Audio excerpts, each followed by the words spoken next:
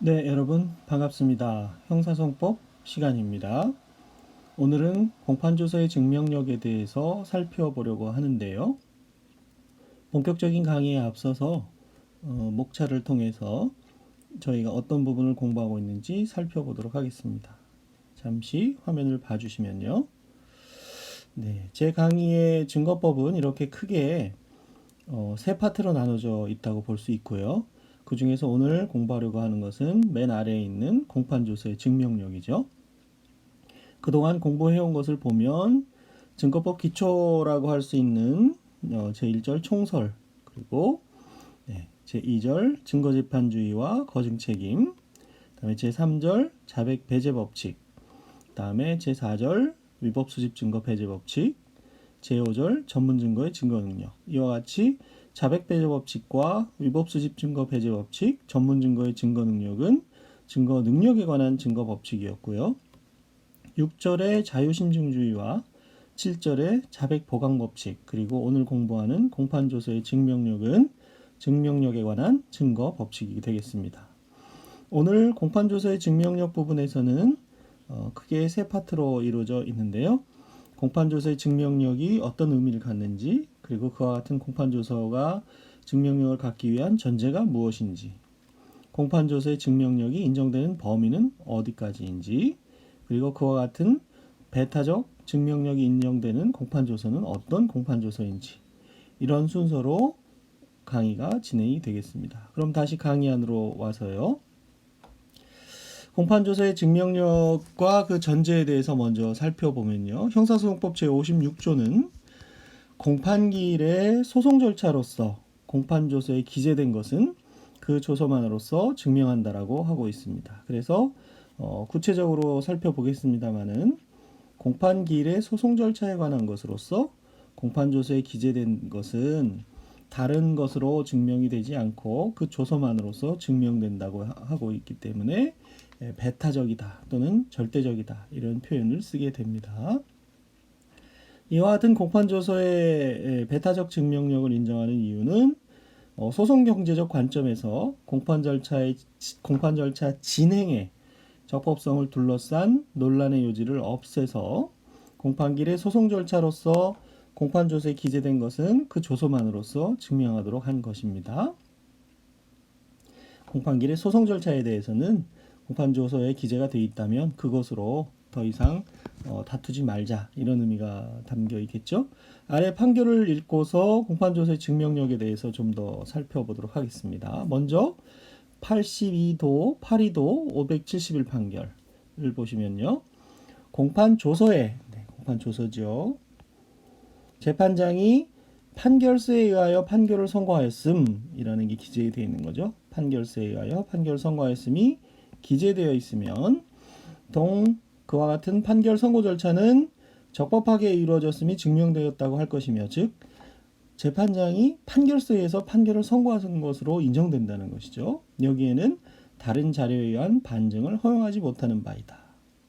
그러므로 판결서 없이 판결이 선고되었다라는 이런 내용의 보고서, 검찰 서기가 작성한 보고서 가지고 그와 같은 공판조서의 기재 내용을 허위라고 판정할 수 없다는 얘기가 되겠습니다. 판시상 1에서 보는 것처럼 공판조서에는 소송 절차에 관한 한 공판조서에 기재된 것이 배타적 증명력을 갖기 때문이지요. 자, 그 밑에 나오는 95년에 선고된 9호도 110 판결을 보시겠습니다. 부정수표 단속법 위반 사안이었는데요. 부정수표가 회수된 바가 없는데 회수되면은 처벌할 수가 없는데요. 부정수표 단속법에서 회수된 바가 없는 일부 수표에 대해서 공판조서에 회수되었음을 고지하고 공소기각 결정한 것으로 기재가 돼 있는 경우입니다. 지금 공판조서에 기재가 돼 있고 그 같은 내용이 회수되었다. 일정한 수표가 회수되었는 것을 알리고 공소기각을 한 것으로 기재되어 있는 사안입니다.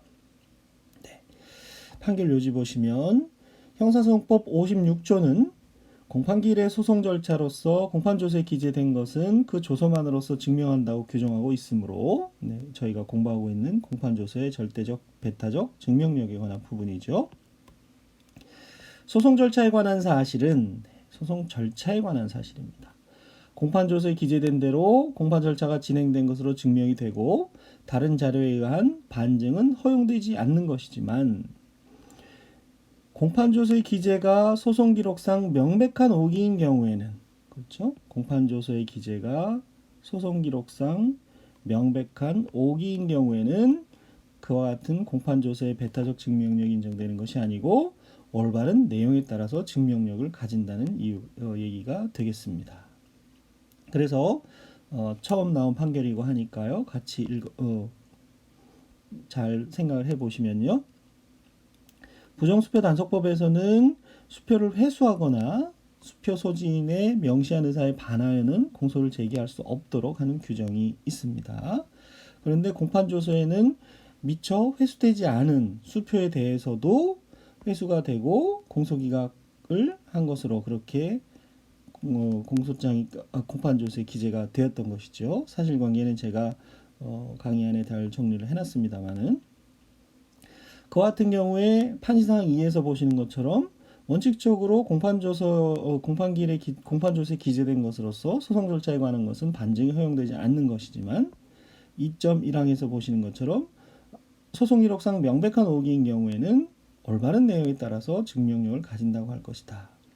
근데 이 사건에서 공판조서에 회수돼서 공소기각 결정을 고지한 것으로 기재가 되어 있지만 실제로 내용을 살펴보면 일부 수표가 회수가 되지 않았던 것이죠. 그래서 그에 대한 공소기각 결정이 잘못된 것인데요.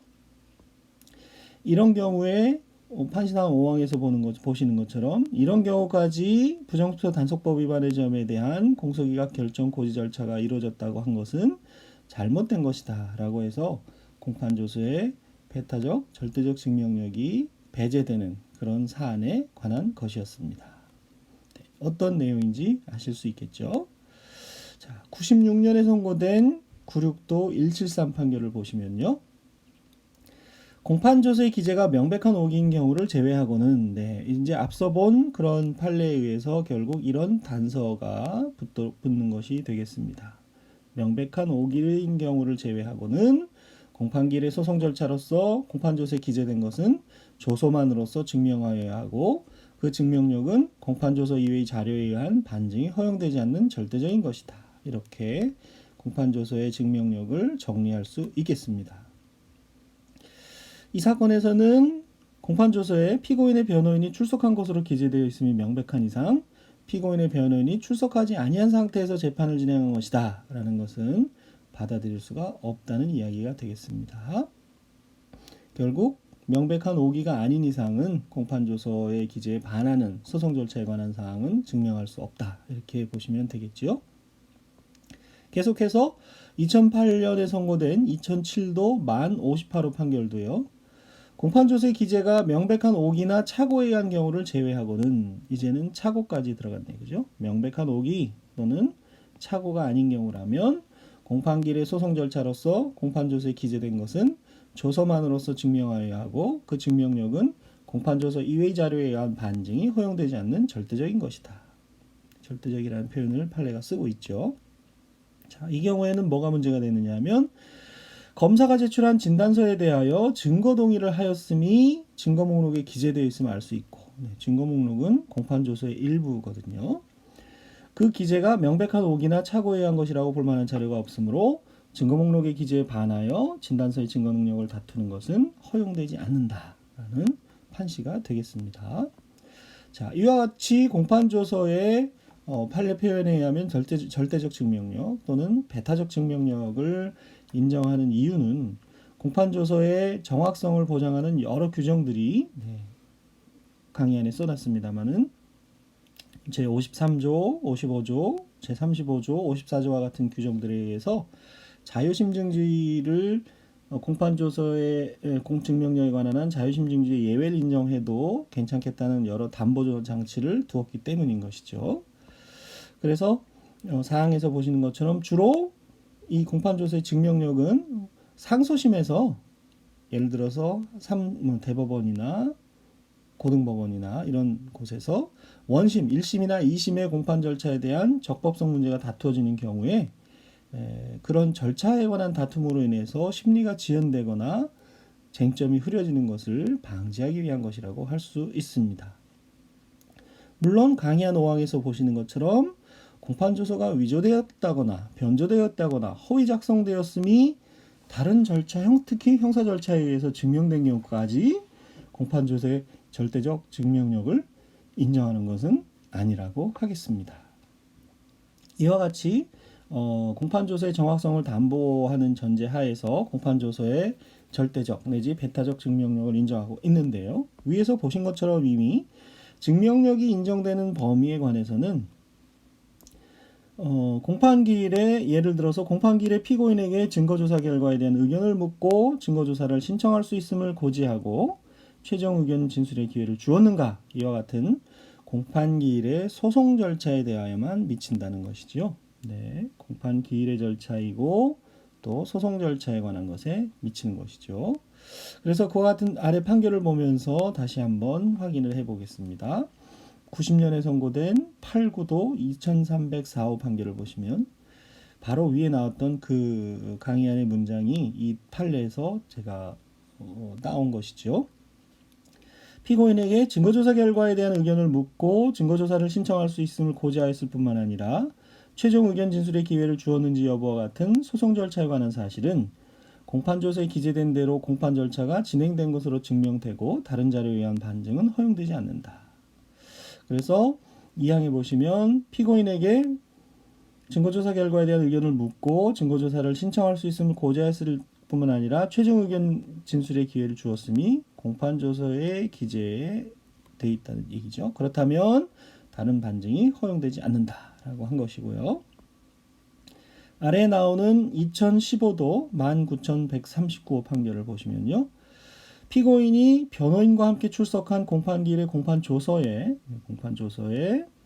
검사가 제출한 증거에 대하여 동의한다 라는 이런 기재가 되어 있는 것이죠. 형사소송법 318조에 규정된 증거 동의는 소송 주체인 검사와 피고인이 하는 것이고 변호인은 피고인을 대리하여 증거 동의에 관한 의견을 낼 수 있을 뿐이므로 피고인이 변호인과 함께 출석한 공판기일의 공판조서에 검사가 제출한 증거에 동의한다는 기재가 되어 있다면 이 아랫부분이 결국 같은 부분이죠. 이는 피고인이 증거 동의를 한 것으로 보아야 하고 그 기재는 절대적인 증명력을 가진다. 상고 이의 주장은 피고인이 제1심 제2회 공판기일에 이 사건 공소사실 중 공소의 1 등에게 필로폰을 매도하였다는 부분은 부인한다라고 진술하였음에도 국선 변호인이 공소의 1에 대한 경찰 진술조서 등 관련 증거에 관하여 모두 동의하는 의견을 제시한 것은 효력이 없다고 보아야 함에도 원심이 진술조서 등을 증거로 삼아 유죄를 인정한 것은 위법하다는 취지이다. 그러나 위 공판기일의 공판조서 기재에 의하면 그와 같은 주장 증거에 대하여 동의한 것으로 기재가 되어 있고, 그렇죠? 공판조서에 그와 같이 기재가 되어 있고 어떻게 해요? 동의한 것으로요. 이는 앞서 본 법리에 비추어 피고인 본인이 동의하였거나 변호인이 피고인을 대리하여 동의 의견을 진술하고 이에 대하여 피고인이 아무런 이의를 하지 아니한 것으로 봄이 상당하다라고 봐야 한다는 그런 판례가 되겠습니다. 그 아래 나오는 2011도 12,571호 판결도요. 형사소송법 318조 1항은 검사와 피고인이 증거로 할 수 있음을 동의한 서류 또는 물건은 진정한 것으로 인정한 때에는 증거로 할 수 있다고 규정하고 있죠. 저희가 증거 동의에서 공부한 바가 있습니다.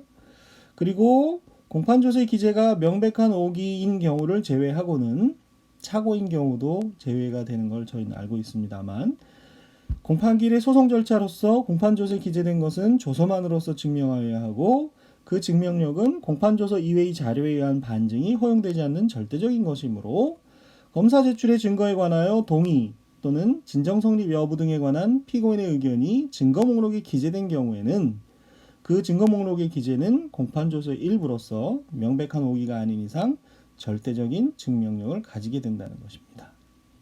그래서 위와 같은 법률 규정과 법리에 비추어 기록을 살펴보면 이 사건의 경우에는 검사가 증거로 제출한 제3자에 대한 검찰 진술조서 4본 그리고 경찰 진술조서는 피고인이 공판기일에서 증거로 하는데 부동의하였다가 공판기일에서 이를 번복해서 다음 공판기일에 이를 번복해서 동의한 사실을 알 수 있기 때문에 모두 증거 능력이 있다고 판시한 그런 사안이 되겠습니다. 72년도에 선고된 7.2도 2421호 판결인데요. 제가 이 부분에 대해서는 약간 의문을 제기해놨습니다만은 원심이 유지하고 있는 제1심 판결의 기본이 된 72년 7월 10일 10시에 공판조서의 기재에 의하면 논지가 말하는 것처럼 다른 4명의 공동 피고인들에 대하여는 인정신문을 한 기재가 엿보이건만 피고인에게는 인정신문을 한 기재가 없다는 것이죠. 지금 그렇다면 5명이 죄송합니다. 재판을 받는데 4명의 공동 피고인들에 대하여는 인정신문을 한 기재가 공판조서에 기재되어 있는데 인정신문 한 것이 피고인에 대해서는 인정신문 한 기재가 없는 사안이었죠. 그렇다면 원칙적으로 인정신문 안 한 것처럼 보여지는데요. 판시사항 2에서 보시면 그러나 조서의 기재에 보면 인정신문을 안 한 것으로 되어 있는 피고인도 공판길에 출석한 사실이 기재가 되어 있어서 분명하고 피고인에 대해서 공소사실을 신문한 데 대해서 다른 공동 피고인들과 함께 공소사실을 시인하고 있는 기재가 있다면 인정신문이 있었던 사실이 추정된다는 것이죠. 네, 인정신문을 직접 한 것을 인정할 수는 없지만 피고인에게 피고인이 출석한 사실이 기재가 되어 있고 다른 피고인과 함께 공소사실에 대해서 시인하고 있는 것으로 기재가 되어 있다면 인정신문을 한 것으로 추정된다라고 해서 조서의 기재에 누락이 있었을 것은 따름인 것으로 보인다는 얘기죠. 그래서 제1심 공판 피고인에 대한 인정신문 없이 심리가 진행되었다는 주장은 받아들일 수가 없다라는 것이죠.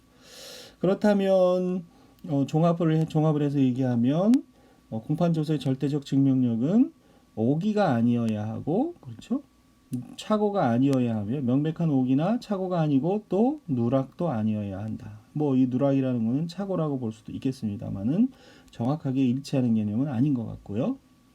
그래서 그와 같은 전제하에서 공판조서의 절대적 증명력이 인정된다는 것이죠. 이렇게 자꾸 이제 예외를 두어 나가니까 제가 잠깐 의문을 제기해 봤습니다. 이러한 판결은 정당한 것으로 수긍할 수 있겠는가? 한편으로는 공판조서의 절대적 증명력, 배타적 증명력이 절차에 관한 것으로서 소송 경제의 이념에 기반하고 있는 것을 보면 또 수긍이 되는 측면도 있겠지만 이렇게 자꾸 예외가 인정되는 것은 바람직한 것은 아니라고 개인적으로 생각이 됩니다.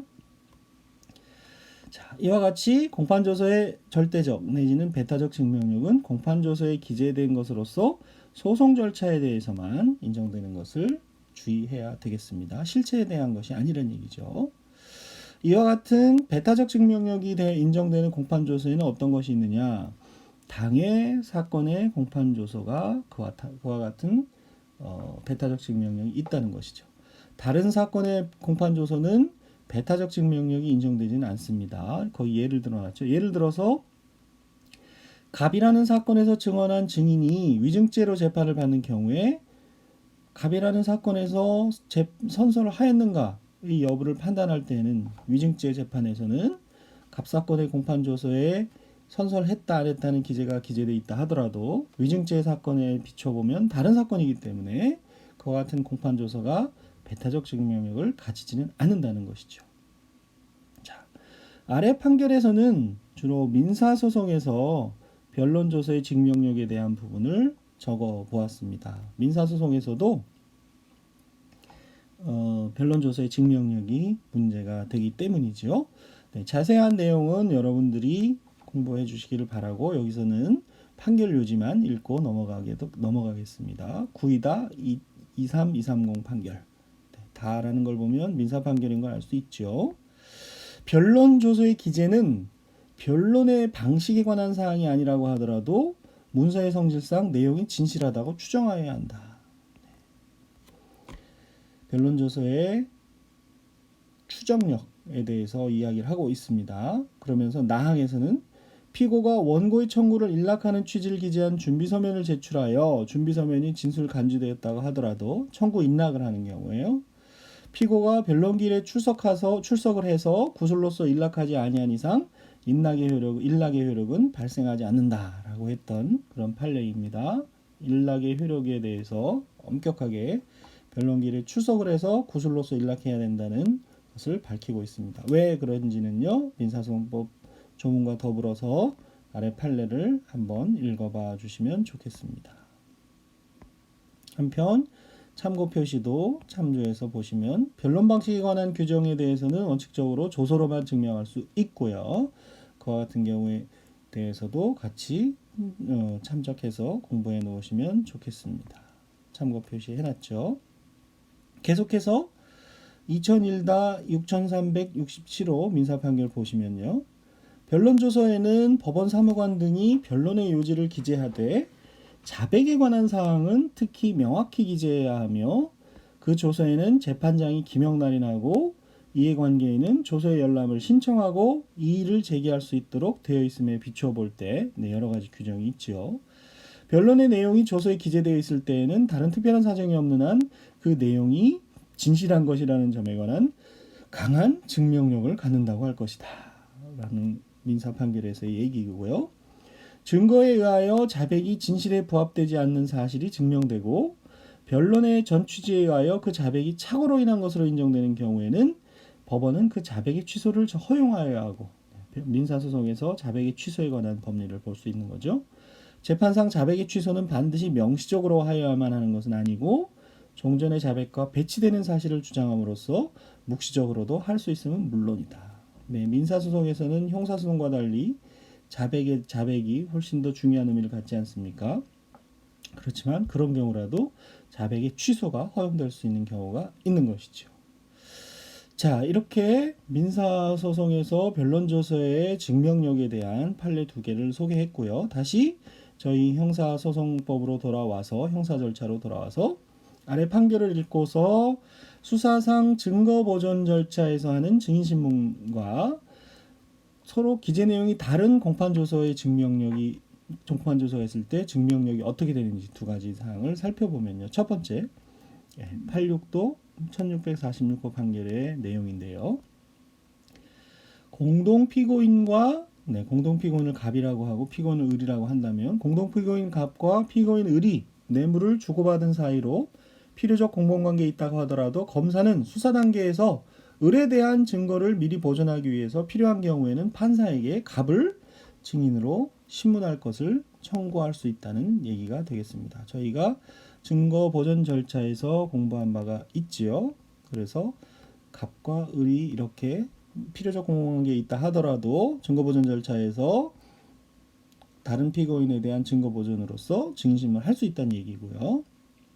한편 나항에 보시면 184조에 의한 증거보존 절차로 증인신문을 하는 경우에는 221조의 2에 의한 증인신문의 경우와는 달리 163조에 따라서 검사, 피의자 또는 변호인에게 증인신문의 시일과 장소를 미리 통지해서 증인신문에 참여할 수 있는 기회를 주어야 하지만 참여의 기회를 주지 않은 경우라도 피고인과 변호인이 증인신문 조서를 증거로 할 수 있음에 동의하여 별다른 이의 없이 적법하게 증거조사를 거친 경우에는 증인신문 조서가 증인신문 절차와 위법하였는지 여부에 관계없이 증거 능력이 부여된다는 판시입니다. 네, 이 판시에 대해서도 다소 찬성하기가 좀 어려운 측면이 개인적으로 있는데요.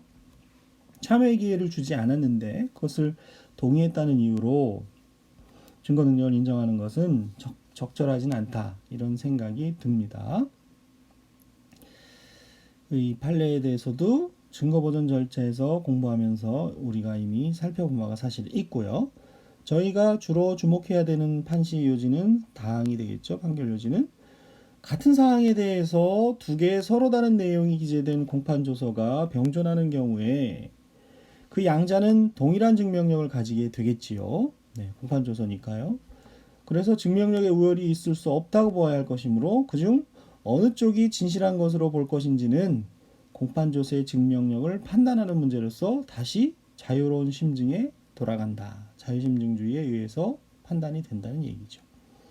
왜 그와 같은 일이 벌어졌는지는 아래 판결을 보시면 알 수 있고요. 공판조서에 그래서 같은 내용, 같은 사항에 대해서 서로 내용이 다른 공판조서가 생기게 됩니다. 그 경우 어느 조서를 믿을지는 결국 자유심증주의에 다시 돌아간다, 이렇게 되는 것이죠. 자, 강의안의 2항에 의하면 강의안의 번호 2항에 의하면 이와 같은 공판조서의 배타적 증명력은 물론 당연히 공판조서가 유효해야 할 것입니다. 따라서 처음부터 공판조서가 작성되지 않았거나 멸실되었다든지 또는 중대하게 공판조서의 방식을 위반해서 무효인 경우라면 배타적 증명력을 인정할 수 없다고 해야 될 것입니다. 예를 들어서 아래 판결에 나오는 8.2도 2940 판결에 보시면 공판조서에 서명 날인할 재판장은 당해 공판기일에 열석한, 같이 참석한, 같이 앉아 있었던 재판장이어야 하므로 당해 공판기일에 열석하지 아니한 판사가 재판장으로서 서명 날인한 공판조서는 적식의 공판조서라고 할 수 없어서 그와 같은 공판조서는 소송법상 무효라고 할 것이므로 공판기일에 있어서의 소송 절차를 증명할 공판조서의 증명력이 없다고 판시한 사안이 되겠습니다. 재판법정에 같이 앉아 있었지 않았던 사람이 재판장으로 서명 날인한, 이해할 수 없는 그런 부분이 되겠습니다. 한편 공판조서가 멸실되었거나 무효인 경우에 그렇다면 공판조서가 아닌 다른 자료에 의해서 증명할 수 있느냐에 대해서는 안 된다는 견해와 적극설의 견해가 있는데 개인적으로는 그런 경우에는 결국 다른 자료에 의해서 증명하는 것이 허용되어야 하지 않는가 하는 적극설이 옳지 않을까 그런 입장에 있다는 것을 말씀드리겠습니다. 네, 이번 시간에는 여기까지 공판조서의 배타적 증명력에 대해서 살펴보았고요. 다음 시간에는 아래 강의안에서 보이시는 것처럼 제12장으로서 재판에 대해서 살펴보는 시간을 갖도록 하겠습니다. 네, 여러분 수고하셨습니다.